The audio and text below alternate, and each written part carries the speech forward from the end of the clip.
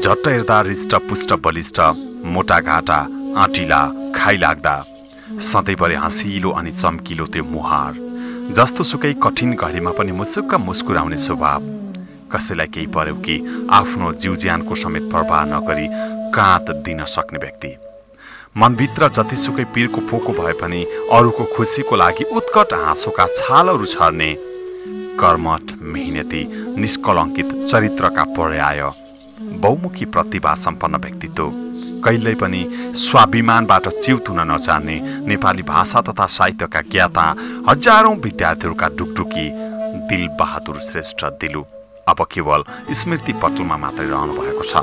उहाँका ती उपमाहरू केवल अहिले सम्झन मात्र बाध्य भएका छौँ, कारण उहाँले सदाको लागि हामीलाई छोडेर जानुभएको छ। 2 हप्तासम्म भेन्टिलेटरमा राखेर दिलुलाई बचाउनको लागि चिकित्सकहरूले हर सम्भव प्रयास गरे। हजारौंले विभिन्न माध्यमबाट प्रार्थना गर्यौं, तर दैवको अगाडि कसैको पनि केही लागेन। अन्ततः उहाँले 42 वर्षको उमेरमा मणिग्राम स्थित क्रिम्सन अस्पतालको भेन्टिलेटर कक्षमा 2078 ज्येष्ठ महिनाको 21 गते शुक्रबार यस धरतीबाट आँखा चिम्लनुभयो।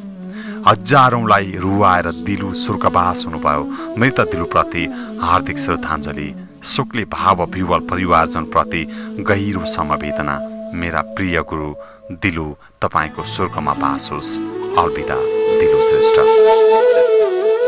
सिद्धार्थ क्याम्पस बाणगंगा बुङ्चेका उपप्राध्यापक एवं नेपाली भाषा विषयका विभागीय प्रमुख, नेवार समाज कपिवस्तुका सचिव एवं थुप्रै सङ्घ संस्थाहरूमा आफ्नो नेतृत्वदायी भूमिका निर्वाह गर्नुभएका दिलु श्रेष्ठ आज हामी माझ हुनुहुन्न, तर उहाँले देखाएको बाटो र गोरेटो आज हामी माझ ताजा रहेको छ र उहाँले देखाउनु भएको बाटो र उहाँले आफ्नो जीवनमा अनुकरण गर्नुभएका उपमाहरूलाई शिरोधार्य गर्नु नै उहाँप्रति सच्चा श्रद्धाञ्जली हुनेछ भन्ने अपेक्षा पनि राख्दछु। स्वर्गीय दिलु श्रेष्ठसँग सामुदायिक रेडियो मायादेवी 106.1 मेगाहर्जले विक्रम सम्वत 2075 सालमा एउटा ऐतिहासिक अन्तर्वार्ता लिन भ्याएको थियो। आज त्यो अन्तर्वार्ता नै दिलु श्रेष्ठको अन्तिम अन्तर्वार्ता बनेको छ। कार्यक्रम समय संवादमा उहाँसँग लिएको अन्तर्वार्तालाई आज स्मरण स्वरूप यहाँ राख्दैछौँ। यहाँहरू सबैले पक्कै पनि उहाँलाई सुनिदिनु हुनेछ भन्ने अपेक्षा पनि राख्दछु।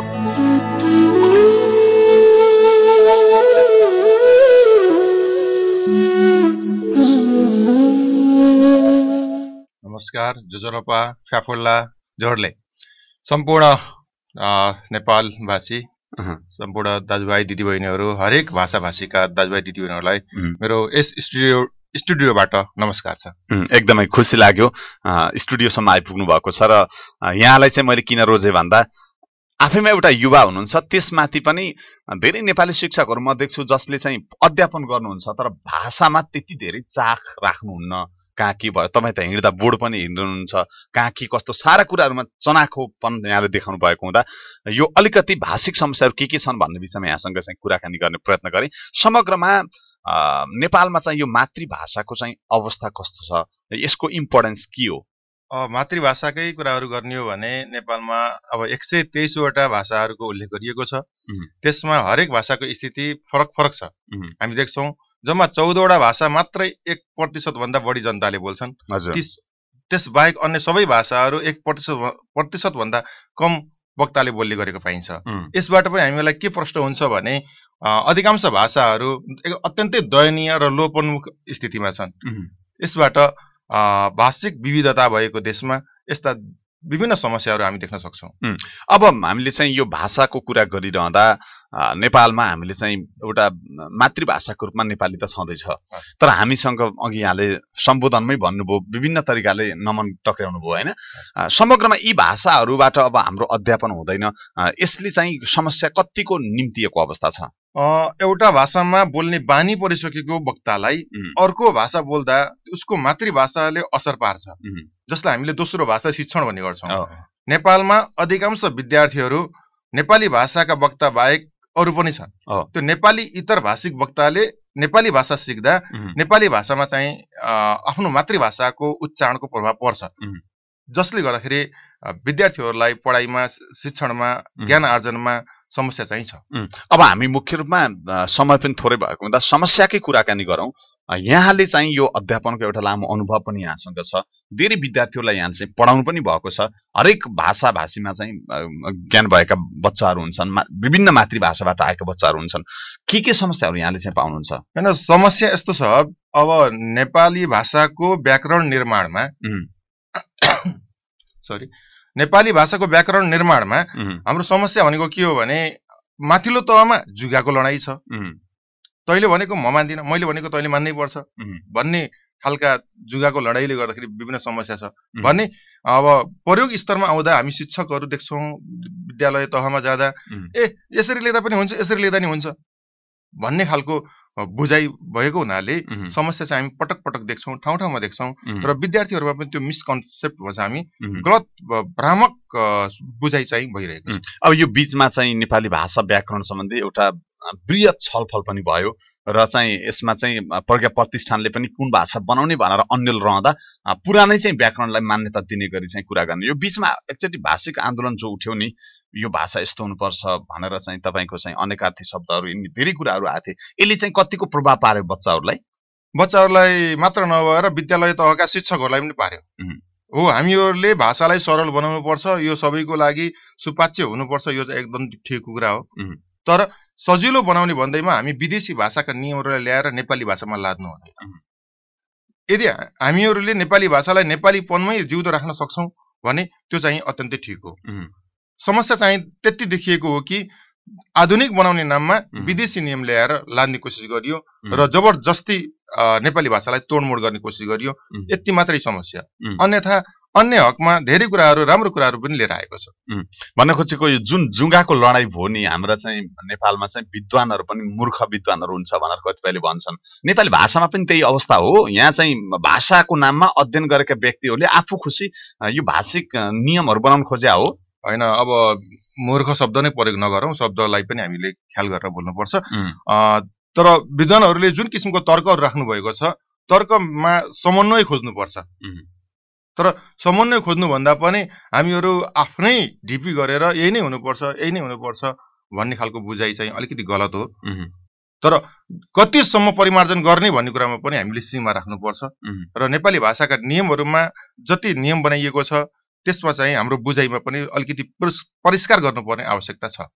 अब हामीले नियमहरूको कुराकानी गर्ने हो भने ती नियमहरू अहिले कार्यक्रमबाट भनेर पनि साध्य छैन, यसरी चाहिँ श्रोताहरूले बुझ्नु होला भन्ने अपेक्षा छ। अब मुख्य गरी यहाँ चाहिँ कलेजमा पढाइरहनु भएको छ र हामीले चाहिँ नेपाली भाषामा जो धेरै पढाउँछौँ हामीले भनेको, अब मातृभाषामा चाहिँ पाठ्य पुस्तकहरू नहुँदा धेरैले समस्या भयो भनेर चाहिँ कुरा आउँछ। कतिको आवश्यकता देख्नुहुन्छ अब चाहिँ यो भाषा सम्बन्धी चाहिँ कुराहरू गर्दा यो किताबहरू चाहिँ हामी मातृभाषामै बनाउन सम्भव छ? आधारभूत तहको लागि र त्यसमा पनि पूर्व प्राथमिक तहको लागि मातृभाषामा बनाइयो भने अत्यन्तै राम्रो हुन्छ। विद्यार्थीको त्यति बेलाको भाषिक विकास, मनोसंरचना र परिवेशले पनि उसलाई सजिलो हुन्छ। हो, हामी एकाएक एउटा भाषणमा एकजना साथीले प्रयोग गरेको शब्द म यहाँ भन्न चाहन्छु। ब्राह्मणका साथीहरूको पुत्रहरू सानैदेखि मेहनती हुन्छन्, पढाइमा यति तिखो हुन्छन्, यस्तो गर्छन् उस्तो गर्छन्, त्यसकारण उहाँहरू माथिल्लो तहमा पुग्नुहुन्छ। तर त्यही ठाउँमा तपाईँहरू गैर नेपाली भाषिक वक्ताहरू पढाइमा जोड दिनुहुन्न, जबरजस्ती त भर्ती हुनुपर्छ भन्नुपर्छ, यस्तो गर्नुहुन्छ उस्तो गर्नुहुन्छ, भाषामा पढाइमा अत्यन्तै कमजोर हुन्छन् भनेर भाषण गर्नुभएको थियो। त्यति बेला मैले एउटा प्रश्न गरेको थिएँ उहाँलाई, हो तपाईँ नेपाली भाषाको विद्यार्थी, नेपाली भाषामै पढ्नुहुन्छ अनि तपाईँले ट्यालेन्ट भयो भन्नुहुन्छ, ल त्यही तपाईँकै छोराछोरीलाई मगर भाषामा ल्याएर पढ्न लगाउनुहोस्, नेवारी भाषामा ल्याएर पढ्न लगाउनुहोस्, अथवा कुनै किराँती भाषामा ल्याएर पढ्न लगाउनुहोस्, ल अनि भन्नुहोस् तपाईँका बच्चा ट्यालेन्ट हो कि हाम्रो बच्चा ट्यालेन्ट हो? प्रकृतिले कुनै पनि बच्चालाई त कमजोर त ट्यालेन्ट भनेर पठाएको छैन। हरेक बालक आफ्नो आफ्नो ठाउँमा सक्षम छन्। तर हामी के गर्छौँ भने एउटा भाषाका विद्यार्थीलाई, वक्तालाई अर्को भाषामा गरेर लान्छौँ, त्यसपछि तुलना गर्छौँ, यो ट्यालेन्ट यो कमजोर। त्यसमा यो समस्या छ। अर्कोतर्फ बुझाइ के छ भने शिक्षकहरूले नै विद्यार्थीहरूलाई सही तरिकाले ज्ञान दिन सकिरहेका छैनन्। अब हिजो अस्तिको मात्रै कुरा, एउटा विद्यालयमा पुगेँ, विद्यालयको नाम शान्ति नाम राखिएको छ, दीर्घ लेखिएको छ। मैले प्रश्न गरेँ, के यो विद्यालयमा नेपाली पढ्ने, नेपाली जानेका कुनै शिक्षक हुनुहुन्न? यसरी भन्दा अनि त्यसको प्रत्युत्तर आयो शान्ति भनेको नारीको नाम हो त्यसकारण दीर्घ लेखेको स्त्री शब्दको अन्तिम अक्षर दीर्घ लेखिने बुझाइ त्यस्तो छ शान्ति भन्ने नारीको लागि नाम राखियो तर शान्ति शब्द नै नारी त होइन नि बुझाइ यस्तो छ त्यो शब्द भएर शान्ति राखिएको हो शब्द भएर मात्रै शान्ति राखिएको भने शान्तिले शान्तपनलाई जनाइरहेको छ त्यो रस्सो हुन्छ सबैलाई थाहा छ तर नारीको नाम भनेर दीर्घ राखियो भन्ने अर्थमा आयो जबकि त्यहाँ शान्ति कुनै एउटा व्यक्तिको नामबाट राखिएको स्कुलको नाम होइन शान्ति आधारभूत भनेर राखिएको छ विद्यालय भनेर भने यस्ता किसिमका बुझाइहरू हामीहरू ठाउँ ठाउँमा देख्न सक्छौँ अब यो बुझाइ जस्तै यो त भाषा हरेक विद्यालयमा हरेक कलेजमा चाहिँ भाषा शिक्षक भनेरै राखिएको हुन्छ नि त हैन तर त्यहाँ के हो सरहरूले चाहिँ यो नयाँ अपडेट नभएर हो कि सरमा चाहिँ यो व्याकरण सम्बन्धी ज्ञान नभएर हो कि आएर चाहिँ केवल पढाउने यी र यस्ता कुराहरूमा मात्र ध्यान हुने हो कि सरहरूले चाहिँ राम्रोसँग बच्चाहरूलाई सिकाउनु पर्यो समय परिमार्जित छ हामी समय सान्दर्भिक रूपमा परिवर्तन हुँदै जानुपर्छ यो कुरा म मान्छु तर परिवर्तन के कुरामा हुने भन्ने कुरामा हामीले ख्याल गर्नुपर्ने हुन्छ नेपाली भाषाको नियमहरू परिवर्तन भएको कुराहरूलाई कुरा गर्ने भने 57-58 सालदेखि यता धेरै कुराहरूमा यस्तो उस्तो भन्ने कुराहरू आइरहेको छ तर त्यो नयाँ कुरा चाहिँ होइन नितान्त नेपाली भाषामा 3 किसिमका शब्दहरू छन् एउटा संस्कृत भाषाबाट हुबहु रूपमा आएका छन् जसलाई हामी संस्कृतकै नियमहरू प्रयोग गर्छौँ त्यसबाहेक अरू शब्दहरू तद्भव र आगन्तुक हामी भन्ने गर्छौँ ती शब्दहरूमा नेपाली भाषाको नियम लागू हुन्छ यसबाट हामी के प्रश्न हुनु पर्यो भने संस्कृतका शब्दहरू जे छन् त्यो संस्कृतको नियमको हो त्यसबाहेक अरू पनि जति पनि शब्द आउँछ त्यसमा हामीले संस्कृतको नियम लागू गर्नु हुँदैन र हामी कि सबै भाषामा संस्कृतको नियम लागू गर्न खोज्छौँ आगन्तुक शब्दहरूमा पनि कि हामी सबै संस्कृतलाई पनि नेपाली नियम प्रयोग गर्न खोज्छौँ आगन्तुक नियम यस्ता समस्याहरू छ यो बुझाइको समस्याहरू हो हामीहरूले जब शब्दहरूको स्रोत केलाउन सक्छौँ कुन शब्द कहाँबाट आएको र त्यसले के महत्त्व राख्छ भन्ने कुरा हामी जब बुझ्न सक्छौँ त्यसपछि यसमा कुनै पनि किसिमको दुविधा रहँदैन अब यो शब्दको स्रोतको कुराकानी गरिरहँदा संस्कृतलाई अलिकति नेपाली भाषाको जननीको जस्तो रूपमा हेरिन्छ संस्कृत भाषा अध्ययन गरेका व्यक्तिहरू अलिकति चाहिँ शुद्धिकरणमा ठिक हुन्छन् भन्ने कुरा छ तर हामीसँग त भएको संस्कृत विषयलाई पनि अध्यापन गर्न छोडियो यसले गर्दा चाहिँ अलिकति विद्यार्थीहरू त्यो शब्दको गहिराइमा पुगेर भाषाको गहिराइमा पुगेर ज्ञान आर्जन गर्न नसकेको अवस्थाले यहाँले स्वीकार्नुहुन्छ अलिकति मात्र होइन म चाहिँ नेपाली भाषाको जननी संस्कृत भाषा नै हो तर हामीले के बुझ्नुपर्छ भने संस्कृत भाषाका सबै शब्दहरू नेपाली भाषामा आउँदैन केही मात्रै हेर्ने हो भने 15-20% भन्दा पनि छैन होला सायद नेपाली भाषामा हो नेपाली भाषामा संस्कृत शब्दले 50% भन्दा माथिकै स्थान ओगट्छ तर नेपाली भाषामा प्रयोग हुने संस्कृत शब्दहरू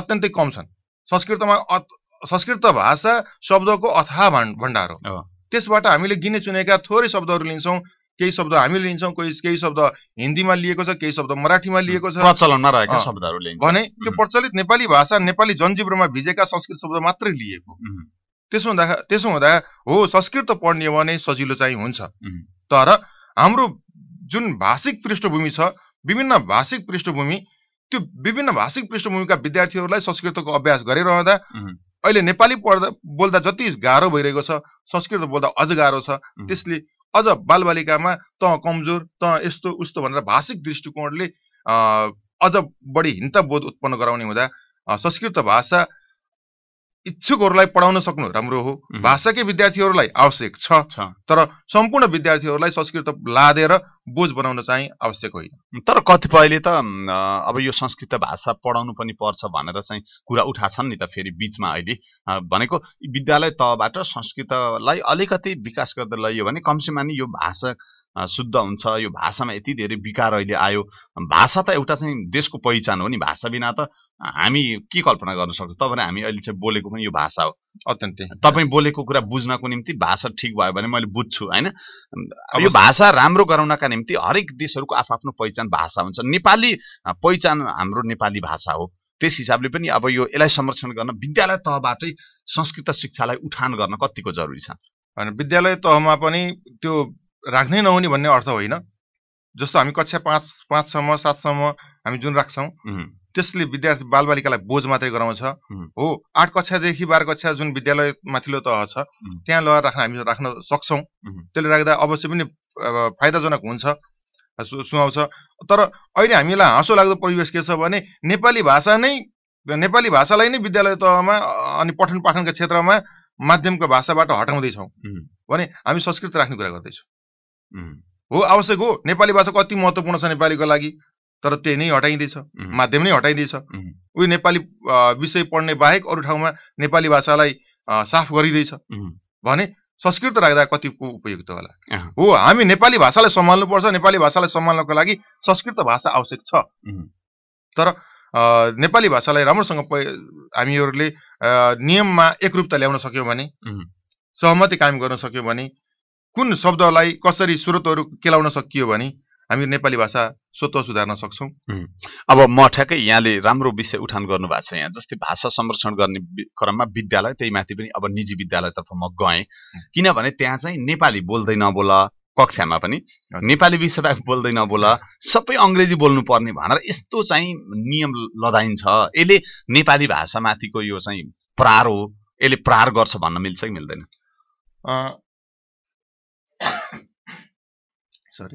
नेपाली भाषा भन्नाले यहाँ जुन माध्यम भाषा बनाइएको छ, नेपाली भाषा मैले मेरै छोरो पनि अब बोर्डिङ स्कुलमा पढ्छ, उसले के भन्छ भने बाबा अङ्ग्रेजी बोल्नु पर्छ अरे के, नेपाली भाषा त घरै सिकिन्छ भनेर भन्छ। यति मात्रै सब यथेष्ट हो हैन। नेपाली बोल्यो भने जरिवाना तिराइन्छ, बोर्डिङहरुमा समस्या छ। कारण हामीहरू बुझ्न सक्छौं होला युगको माग अन्तर्राष्ट्रिय सम्बन्धको हिसाबले अङ्ग्रेजी भाषा महत्त्वपूर्ण ठाउँमा छ, तर हामीले बुझ्न पर्ने कुरा के भने नेपाली भाषाको पनि दुईवटा तह हुन्छ। एउटा बोलचालको भाषा हो, अर्को लेखन पठनको भाषा हो।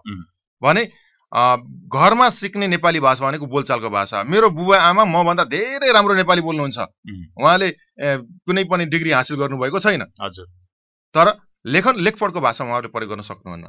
कुन नियम कसरी लागू भयो उहाँहरूले भन्न सक्नुहुन्न। भने बालबालिकालाई नेपाली भाषा बोल्यो भन्दैमा ऊ नेपाली भाषामा पोख्त छ भन्ने चाहिँ होइन। त्यसमा चाहिँ विद्यालयले कस्तो भूमिका निर्वाह गर्ने? जस्तै नेपाली भाषालाई त्यसरी विद्यालयमा निषेध गर्न चाहिँ पाइन्छ कि पाइन्न? नेपाली भाषामाथिको त्यो त्यसले नेपाली भाषालाई न्याय गर्छ कि गर्दैन? यहाँ त एउटा राम्रो प्राध्यापक हुनुहुन्छ होइन, विद्यालय बोर्डिङहरूले जो चाहिँ नेपाली नबोला भनेर चाहिँ उर्दी लगाउनुहुन्छ, यो चाहिँ राम्रो हो कि होइन भन्नुहोस् त? राम्रो त कुनै पनि हालतमा होइन। हो, हामी समन्वय गरेर जानुपर्छ। विद्यार्थीको दुवै भाषा समन्वयात्मक हिसाबले अगाडि बढ्दै जाओस्। दुवै भाषामा बालबालिकाहरू पोख्त हुन्, त्यो कुराहरूलाई हामीहरूले जोड दिनुपर्छ। तर एउटा भाषालाई निषेध गरेर अर्को भाषा बोल्यो हुन्छ भन्ने होइन। कारण के त भन्दा हाम्रो नेपाली भाषा भनेको मातृभाषा हो। ऊ स्थानीय स्तरमा बोल्छ भने उसको पहिलो भाषाले दोस्रो भाषालाई असर गरिरहेको हुन्छ। दोस्रो भाषा सिकाइमा सकारात्मक वा नकारात्मक प्रभाव पारिरहेको हुन्छ। भने हामीहरूले नेपाली भाषा बोल्दै नबोल भनेर तँले सोध्दै नसोचिकन बोल भने जस्तो हुन्छ। नेपाली भाषा बोल्दै नबोलिकन इङ्ग्लिस मात्रै बोल भन्नुको तात्पर्य तँले सोच्दै नसोचिकन बोल। जति समस्या हुन्छ त्यो समस्या नेपाली भाषालाई बन्देज लाउँदाका समस्याहरू। जस्तै अब अन्तर्राष्ट्रिय भाषाको रूपमा हामीले अङ्ग्रेजी भाषालाई लिन्छौँ र यो यसको विश्व समुदायमा चाहिँ महत्त्व पनि छ। हामी हरेक देशहरू विचरण गर्दाखेरि यो भाषा चाहिन्छ भनेर हामीले पढ्छौँ, तर कतिपय देशहरू छन् आफ्नो देशको भाषा बाहेक अरू देशहरूको भाषाको महत्त्व छैन। जस्तै जापानको कुरा गर्नुभयो भने जापानका विद्यार्थीलाई अरू भाषा मतलब छैन। यहाँको एकदम नेपालीमा ट्यालेन्ट भएर गयो भने उसको जापानिज भाषामा अङ्ग्रेजी भाषामा राम्रो दखल राखेर गयो भने उसले त्यहाँ जापानिज जानेन भने उसको कामै हुँदैन। कोरिया त्यस्तै छ, जापान त्यस्तै छ, अन्य मुलुकहरू पनि छन् नि त। यसबाट हामीले चाहिँ सिक्न जरुरी छ कि छैन? आफ्नो भाषा भनेको त देशको चाहिँ गहना हो नि त। समस्या के रहेछ भने गरिब भएपछि माग्न जानुपर्ने, काम खोज्न जानुपर्ने। यस सिलसिलामा मान्छेहरू विदेश जान चाहन्छ र विदेश जाने भाषाको सम्पर्कको भाषा भनेको अङ्ग्रेजी भाषा भइरहेको छ। हो, धनीका छोराछोरी माग्न जानु पर्दैन। जापानका बालबालिका, कोरियाका बालबालिका बाहिर जानुपर्ने अवस्था कमै छ। र अर्को कुरा एउटा आर्थिक अवस्था हो, अर्को हाम्रो सोचाइ पनि हो। अङ्ग्रेजी बोल्यो भने हामी धेरै ठुला हुन्छौँ। हामीहरू छौँ कयौँ बेलामा साथीहरूले हाम्रो लेभलमा पनि कुराहरू हुन्छ, अङ्ग्रेजी बोलेका अङ्ग्रेजीमा कुनै गएर फर दुईवटा वाक्य बोल्यो भने उहाँ मान्छे महान हुनुहुन्छ। त्यही कुरा नेपालीमा बोल्न, त्यही कुरा हामी नेपालीमा बोल्यो भने त्यसको अर्थ छैन। म पटक पटक भन्छु कयौँ कुराहरूमा नेपाली विषयको भन्ने प्रसङ्गहरू आयो भने जे कुरा म नेपालीमा गरेर देखाउन सक्छु तपाईँ अङ्ग्रेजीमा गरेर देखाउनुहोस्, त्यसपछि मसँग तुलना गर्नु होला। म प्रायः जस्तो भन्छु। हो, हुन त म गैर नेपाली भाषी हो, म दोस्रो मेरो नेपाली भाषा दोस्रो भाषा हो, तर अहिले आइसकेपछि प्रयोग गर्दै जाँदा म अन्य भाषिक बालबालिकालाई प्रश्न के भन्छु, विद्यार्थीहरूलाई म प्रश्न के भन्छु भने तपाईँ अभ्यास गर्दै जानुहोस्। तपाईँको भाषा जुनसुकै भाषामा तपाईँको निपुणता आउन सक्छ। म नेपाली भाषिक परिवेशमा नेवारी भाषिक परिवेशमा हुर्किएको बालक हुँ, तर अहिले आएर म प्रश्न नेपाली भाषा बोल्न सक्छु र नेपाली भाषामा जति बोल्न सक्छु त्यति अहिले म नेवारी भाषामा पनि बोल्न सक्दिनँ। तपाईँ बोल्न सक्ने मात्र होइन, नेपाली भाषा नै पढेका व्यक्तिहरूलाई तपाईँले चाहिँ चाहे योग्यताको हिसाबले चाहे तपाईँको चाहिँ दक्षताको हिसाबले तपाईँ माथि रहेको हामी देख्दछौँ। होइन, धन्यवाद यसको लागि। मैले भन्न खोजेको कुरा म जानेछु भन्न खोजेको होइन। म थारू समुदायका विद्यार्थीहरूलाई पढाउने गर्छु, मगर समुदायका विद्यार्थीहरूलाई पढाउने गर्छु, त्यस्तै तामाङ गुरुङ समुदायका विद्यार्थीहरू पनि हुनुहुन्छ। उहाँहरूलाई म के भन्नु, मैले आफ्नो उदाहरण दिन खोजेको मात्रै हो। तपाईँहरूले अभ्यास गर्नुभयो भने तपाईँ पनि आफ्नो मातृभाषा हुँदाहुँदै नेपाली भाषामा पोख्त हुन सक्नुहुन्छ। कुनै पनि विद्यार्थी मेरो यो भाषा होइन यसकारण म यो भाषामा पछि परेको छु भनेर हीनता बोध राख्नु चाहिँ हुँदैन। तर नेपाली पढेका बच्चाहरू भनौँ न, साहित्य अध्ययन गरेका बच्चाहरू, साहित्य भनेको त कति गहिरो चिज हो, त्यसलाई चाहिँ उहाँले नबुझेर हो कि यसको महत्त्व नबुझेर हो कि नेपाली भाषा लिएर पढेर त्यहीमा चाहिँ आफ्नो दक्षता हासिल गर्न नसक्ने अनि हीनता बोझ गर्ने, म त नेपाली पढेको भनेर ढुक्कका साथ तपाईँले जो भन्नुभयो नि अहिले, म ढुक्कसँग चाहिँ म नेपाली पढेको हुँ, च्यालेन्ज पनि गर्नुहुन्छ यहाँले। अरू चाहिँ नेपाली पढेका चाहिँ हामीले जो विद्यार्थीहरू देख्छौँ अथवा चाहिँ सरहरू देख्छौँ त्यति गर्व गर्न नसक्ने किन होला नेपालीमा? यसमा म नेपालको शिक्षा नीतिलाई दोष दिन्छु। हामीले अहिलेसम्म हामी हेर्छौँ शैक्षिक बेरोजगार भन्ने गर्छौँ। अहिलेको नेपालको शैक्षिक बेरोजगार वास्तविक शैक्षिक बेरोजगार होइन, मात्र म के भन्छु भने प्रमाणपत्रधारी बेरोजगार हो। घरैमा बसेर घरैमा किताब नफर्काइकन उही परीक्षाका एकैपटक परीक्षाका बेलामा गएर 2-4वटा गाइडहरू गेसहरू घोकेर अनि टुपुक्क उत्तीर्णाङ्क ल्याएर प्रमाणपत्र प्राप्त गर्ने, अनि मैले यति पढेँ तर मैले रोजगार पाइनँ भन्ने खालका जुन उत्पादनहरू छन् त्यसको यो समस्या त्यसै कारण भएको हो। कारण भन्न खोजेको कुरा के त भन्दा यदि हामीमा दक्षता छ भने हामी कहीँ पनि गएर चुक्नु पर्दैन। कसैले नेपालीमा यस्तो पढेको विद्यार्थी यस्तो उस्तो भनिरहँदा हामीहरूले आफ्नो क्षमता देखाउन सक्छौँ।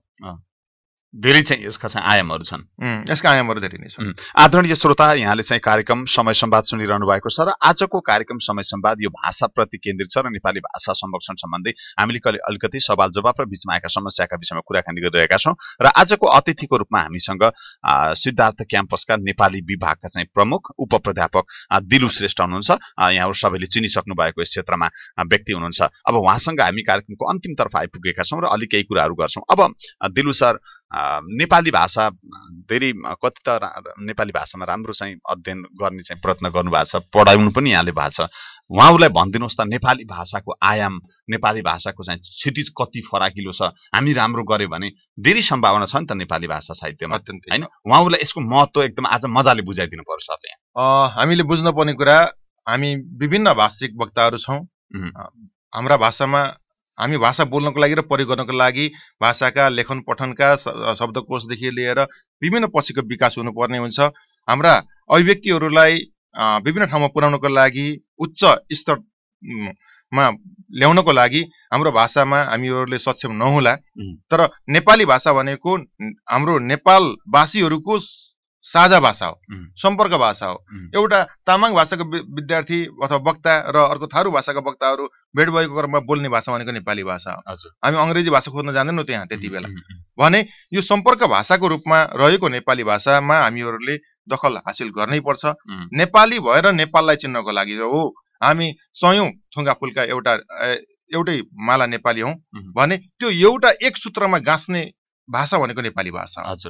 सबै नेपालीहरूलाई एक सूत्रमा गाँस्ने भाषा नेपाली भाषा हो र आफ्नो भाषा आफ्नो ठाउँमा राखेरै हामीहरूले बोलचालमा प्रयोग गर्न सक्छौँ, सांस्कृतिक प्रयोजनमा प्रयोग गर्न सक्छौँ। तर नेपाली भाषा पनि जान्नुपर्छ र नेपाली भाषा जानेर हामीहरूले नेपालको पहिचानलाई विश्वमा प्रख्यात गराउन सक्यौँ भने, हामी सक्षम भयौँ भने अरू विदेशीले पनि नेपाली भाषा बोल्नुपर्ने अवस्था हुन सक्छ। त्यसको लागि हामी नेपाली सक्षम हुनुपर्छ। सधैँभरि माग्ने होइन, कहिलेकाहीँ दिने पनि हुन सक्यो भने माग्न आउनेले हाम्रो भाषा पक्कै पनि सिक्छ। त्यसकारण हामी माग्ने मानसिकताबाट माथि उठौँ, नेपाली भाषालाई सक्षम बनाउनुपर्छ र सक्षम बनाउन तर्फ लाग्नुपर्छ। स्कोप छैन भन्छन् कि बच्चाहरूले, सोझै भाषा भन्दा नेपाली पढेर स्कोपै छैन, के गर्ने होला, एउटा सामान्य बोर्डिङमा पढाएर जीवन चल्दैन भन्छन्। यदि दक्षता भयो भने त हामीसँग चाहिँ क्याम्पस, स्कुल, कलेज भ्याइ नभ्याइ छ नि त। ओहो, म यसैमा त मलाई खेद लाग्छ, स्कोप छैन। स्कोप भनेको के हो? हामीले नेपाली पढ्ने अनि अर्जेन्टिना गएर नेपाली भाषाको स्कोप खोज्ने, अमेरिका गएर बेलायत अस्ट्रेलिया गएर खोज्ने, समस्या त्यो हो। हाम्रो मानसिकता नै पलायन मानसिकता छ। हामीले पढ्नु भनेको काम गर्नु होइन, बाहिर जानु हो। हामी नेपालमै बसेर पढेकाले काम गर्नु हुँदैन भनेर कहाँ लेखेको छ? कुन पुस्तकले अहिलेसम्म पढाएको छ कि पढेकाले काम गर्नु हुँदैन? आफ्नो देशमा हामी काम गर्न सक्छौँ, जुनसुकै काम गर्न सक्छौँ। पढेकोले पढाउने चाहिँ काम गर्नुपर्छ भन्ने छैन। पढेकोले बुद्धि पुर्याएर काम गर्ने मात्रै हो, फरक त्यति मात्रै हो। नपढेकाले जुन किसिमको त्रुटिहरू गर्छन्, व्यवहारमा गर्ने त्रुटिहरू, त्यसलाई निराकरण गर्ने मात्रै हो हामीले। र हामीहरूले आफ्नो पढेको विवेकको प्रयोग गर्न सिक्ने मात्रै हो। तैँले यति पढेको तर यति पनि बुद्धि छैन भन्नेहरू हुन्छन्। तर हामीले बुझ्नुपर्ने कुरा के हो भने जुन ठाउँमा बुद्ध कुरा बुझेर चुप्प लागेर बस्छन् त्यति बेला मूर्खहरू मैले जिते भनेर उफ्रिन्छन्। त्योबाट नि सिक्नु जरुरी छ। यसबाट पनि बुद्धको सन्देशबाट पनि हामीले सिक्नुपर्ने कुराहरू छ। हामी कयौं ठाउँमा चुप्प लागेर बस्दैमा हामीहरू मूर्ख भएको होइन। हैन, यसो हामीले विषय रोज्यौं, तर विषय रोजिसकेपछि त्यसको गहिराइमा त्यसको के छ त त्यसमा चाहिँ पढेर के हुने भन्ने महत्त्व नबुझिकन हामी सतै ढङ्गबाट पास हुने हिसाबले पढ्यौं र त हाम्रो स्कोप कम भयो भन्न खोजे होला नि। हो, हामी देख्छौं। म बोर्डिङ स्कुल पढेर आएका कमर्सकै विद्यार्थीहरूदेखि लेख्छौं, व्यावसायिक क्षेत्रमा भएका विद्यार्थीहरू, एउटा उदाहरण मात्र दिउँ। हजुर, भने उहाँहरूलाई हामीहरूले अहिले विभिन्न वित्तीय संस्थाहरूमा काम गरेको देख्छौं। एउटा पत्र लेख्न पर्यो भने उहाँहरूलाई समस्या आउँछ, निवेदन लेख्न आउँदैन। एउटा पत्र निवेदन लेख्नलाई उहाँलाई समस्या हामी देखिरहेका छौं। एकजना क्लाइन्ट आउँछ, क्लाइन्टसँग कसरी बोल्ने, कसरी प्रस्तुत हुने, उहाँहरूको ती कुराहरू, धेरै कुराहरू ट्रेनिङ मार्फत उहाँहरूलाई सिकाउनु पर्छ। भने अब हामीले सिकेको कुरा के त? सभ्यता भनेको के हो, भाषिक दक्षता भनेको के हो, भाषाले के कुराहरूलाई जोड दिनुपर्छ, भाषामा के कसरी हाम्रो सभ्यता संस्कृति झल्किन्छ भन्नेतर्फ चाहिँ हामीले ध्यान पुर्याउन सक्छौं र भाषाले यो कुरालाई, भाषाबाट हामीले यो कुराहरू पाउँछौं। असाध्यै व्यस्त समयका बावजुद पनि हाम्रो स्टुडियोसम्म आइपुगिदिनु भयो। यहाँले चाहिँ भाषा सम्बन्धी अरू केही भन्नुपर्ने कुरा भयो केही भनिदिनुहोस्। यहाँलाई धेरै धेरै धन्यवाद दिन्छौँ। तपाईलाई पनि धन्यवाद। यस मायादेवी अनलाइन तथा मायादेवी FM रेडियोमा आएर यति शब्द राख्ने अवसर दिनुभयो, यसको लागि तपाईलाई मुरी धन्यवाद। प्रविधिको साथीलाई पनि धन्यवाद दिँदै अन्त्यमा म के भन्न चाहन्छु भने विद्यालयका शिक्षकहरू हुनुहुन्छ, कृपया हामीहरूले पटक पटक भन्ने गरेका छौं, भाषालाई शुद्धतामा प्रयोग गरौँ। हामीले शुद्ध प्रयोग नगरे विद्यार्थीले कसरी सिक्छ? हामीहरूले देख्छौं नाम लेख्ने क्रममा पनि तथा नाम नराखौं, नामको अर्थ हुनुपर्छ। हजुर, अर्थ बालबालिकाको नामलाई हामीले बिगार्छौं भने हामीले हाम्रो भाषा मात्रै होइन हाम्रो भविष्य पनि बिगारिरहेका छौं। बालबालिकाले आफ्नै नामको अर्थ नजान्ने अवस्था हामी देख्छौं। म पटक पटक सोध्ने गर्छु बालबालिकालाई, बाबु तिम्रो नाम यस्तो रहेछ, यसको अर्थ के हो भनिरहँदा खै यो त थाहा छैन। अझ विदेशी नामहरू धेरै राख्ने, विदेशी नाम राख्ने हो। विदेशी नामको पनि अर्थ हुन्छ, अर्थ भएको नाम राखौं। कमसे कम उसले मेरो नामको अर्थ यो भन्न सकोस्। हरेक अभिभावकले बालबालिकाको नाम राखिसकेपछि बाबु तिम्रो नामको अर्थ यो हो भन्न सक्नुपर्छ। त्यस किसिमबाट नाम राखौं। प्रयोग गर्दा पनि नेपाली भाषालाई हेय दृष्टिकोणले नहेरौं। बालबालिका हामी देख्छौं घरमा दिनभरि बच्चाहरू खेल्छ, बोल्छ, बुबा आमा भन्छ, त्यसको महत्त्व छैन। एक दिन स्कुल गएर सानो क्लासको बालबालिका आएर मम्मी भन्यो भने, डेडी भन्यो भने हामी चाहिँ नाक अत्यन्तै ठुलो बनाउँछौं, निकै खुसी हुन्छौं। मेरो छोराले अंग्रेजी जानेर आयो, मेरो बच्चा पढ्ने भयो भन्छौं। के नेपाली भाषा बोल्दा ऊ नपढ्ने भएको, ऊ नजान्ने भएको? हाम्रो बुझाइ अलिकति संकुचित छ। आमा बुबा भन्दा चाहिँ बुझ्दैन न, अझ डेडी नै भन्नु। यही नै हाम्रो एउटा विडम्बनाको कुरा हो। हामी नेपाली भाषाको बोली के अरे खेती गर्छौं र नेपाली उत्पादनलाई हामी धिक्कार्छौं। यसले हामीले तीन बालबालिकालाई धिक्कारेको होइन, त्यो बालबालिकाले अहिले हामी देखिरहेका छौं विदेश गएका बालबालिकाहरू नेपाल फर्कन चाहनन्। हामीले उत्पादन नै त्यही गरेका छौं। बालबालिकालाई अंग्रेजी पढाउँछौं अनि अंग्रेजी सिकाउँछौं। अंग्रेजी सिकाइसकेपछि उसले नेपालमा केही पनि देख्दैन, केही पनि देख्दैन, विदेश जान्छ। अनि अहिले हामी देख्छौं 12 भाइ छोरा 13 भाइ नाति, बुढाको धोक्रो काँधै माथि। मेरो छोरा अस्ट्रेलिया छ, मेरो छोरा अमेरिका छ, युके छ, यहाँ छ, त्यहाँ छ भन्नुहुन्छ। साच्चै भन्यो भने साँझ घरमा बसेर पानी खुवाउने छोराछोरी छैन भने यो विडम्बना भाषाको कारण त्यो भएको हो। अवश्य पनि भाषाले उनीहरूलाई प्रेरित गरेको छ। त्यसकारण नेपाली भाषामा हामीहरूले पोख्त गर्न सक्यौं, नेपालभित्रै हामीहरूले जीविकोपार्जन गर्न सक्ने सक्षम बनायौं, बाटो देखायौं भने, हामीले सुरुमै राम्रो बाटो देखायौं भने अवश्य पनि यस्ता बालबालिकाहरू यसरी भड्किने अवस्था कम आउँछ। भन्ने मलाई लाग्छ। हस्, धेरै धेरै धन्यवाद फेरि पनि। आदरणीय श्रोता, हामीसँग हुनुहुन्थ्यो आज चाहिँ यो अन्तर्राष्ट्रिय मातृभाषा दिवस मनाइरहँदा हाम्रो नेपालमा पनि बहुजात बहुभाषा भएको हुँदा अब कसरी चाहिँ आफ्नो भाषा संरक्षण गर्न सकिन्छ, मुख्य गरी नेपाली भाषालाई चाहिँ कसरी संरक्षण गर्न सकिन्छ र भाषाको महत्त्व के हो, यो भाषा लोप हुँदा हामीसँग के समस्याहरू आए, शिक्षकले, विद्यार्थीले, प्राध्यापकले के कस्ता कुराहरूमा अब ख्याल गर्यो भने भाषा राम्रो हुन्छ, भाषामा विकार आउँदैन भन्ने विषयमा कुराकानी गर्यौं सिद्धार्थ क्याम्पसका भाषा विभागका चाहिँ प्रमुख दिलु श्रेष्ठसँग। र आजको कार्यक्रम यहाँलाई कस्तो लाग्यो, सुझाव सल्लाह र प्रतिक्रियाको अपेक्षामा छौं। फेसबुक लाइभमा हामीलाई हेर्नुहुने सम्पूर्ण दर्शकहरू, त्यसैगरी रेडियो 106.1 मेगाहर्जको फ्रिक्वेन्सीबाट हेर्ने र mayadevi.online.com बाट हामीलाई लगइन गरेर संसारभरबाट हेर्ने समस्त दर्शक श्रोताहरूलाई धेरै धेरै धन्यवाद दिँदै कार्यक्रम समय संवादको आजको यो महत्त्वपूर्ण श्रृङ्खलाबाट दिलीप श्रेष्ठ सर, त्यसै चन्द्रकान्त नेउपाने र हाम्रो प्राविधिक मित्र विमल गैरी पनि आज्ञा चाहन्छौं। नमस्कार। रेडियो मायादेवी सुन्दै रहनुहोला।